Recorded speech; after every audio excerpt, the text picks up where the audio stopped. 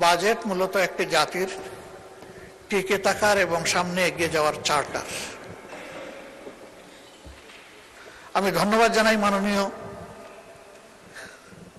অর্থমন্ত্রীকে, সরকার গঠনের পরে খুব কম সময় পেয়েও একটা বিধ্বস্ত অর্থনীতির ধ্বংসস্তূপের উপর দাঁড়িয়ে তিনি সংসদে একটা বাজেট পেশ করেছেন। 234 পৃষ্ঠার এই বাজেট পাঠ করতে তার অনেক কষ্ট হয়েছে, কষ্ট হওয়ার কথা। কয়েক ঘন্টা তাকে দাঁড়িয়ে বক্তব্য রাখতে হয়েছে। তার উপর একটি গুরুভার অর্পিত হয়েছে এই সংসদ এবং সরকারের পক্ষ থেকে। আমি এও বিশ্বাস করি তিনি তার জ্ঞান মতো এই বাজেটকে সর্বোচ্চ চূড়ায় নিয়ে যাওয়ার, সুন্দর করার তিনি চেষ্টা করেছেন।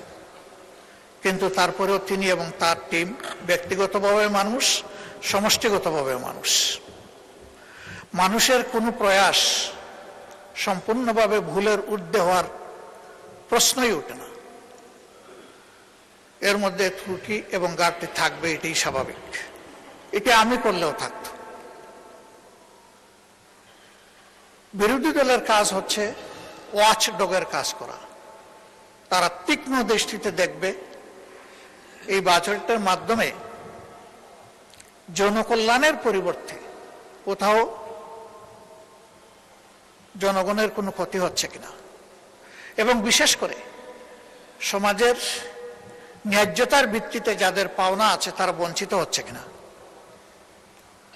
এবং কোনো জায়গায় জনগণের অর্থের অপচয়ের প্রস্তাবনা আছে কিনা, এই বিষয়গুলো দেখা মূলত বিরোধী দলের কাজ।